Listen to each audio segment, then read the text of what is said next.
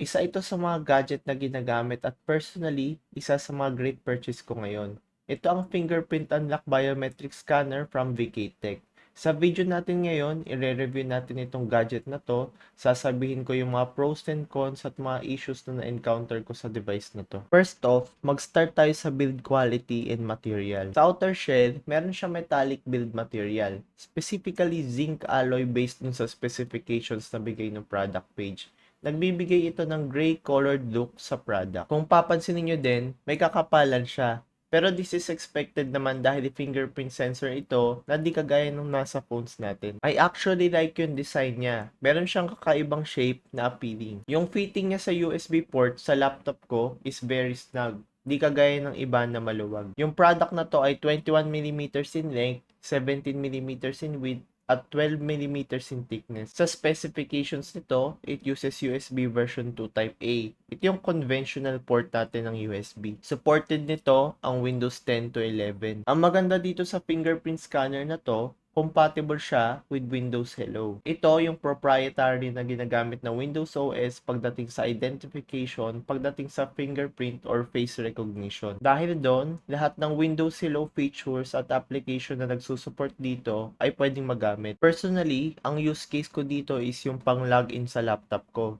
Hindi ko na kailangan mag-enter ng password, itatap ko lang yung fingerprint device tapos okay na. Another use case na talaga nagustuhan ko ay yung sa Bitwarden. Itong application na to, yung password manager ko. Lahat ng accounts ko across the internet, dito lahat nakastore. Dahil doon, kailangan ko ng mahaba at complex na master password para maprotektahan ko yung account ko. Pero, every time na maglalagin ako sa Bitwarden, kailangan ko mag-enter ng password. Pero, dahil sa fingerprint scanner na to, hindi ko na kailangan i-re-enter ulit.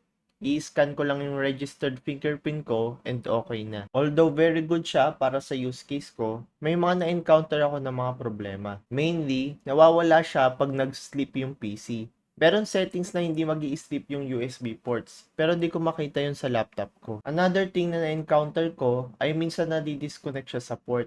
Kailangan ko i-reconnect yung fingerprint scanner para makascan ulit. Pero, bihira pa rin naman ito mangyari. Siguro around 3 to 4 times ngayong month nangyari ito sa akin. Sa pros and cons naman tayo sa gadget na to. It's very convenient. Di mo na kailangan mag-enter ng password kung may password man kayo sa computer. Makakagamit ka din ng Windows Hello sa mga applications na capable dito. Ito yung pinaka main selling point ng device na to. For cons naman, yung mga na-mention ko na problema na nawawala pag nag-sleep yung computer at suddenly nawawala yung connection sa PC.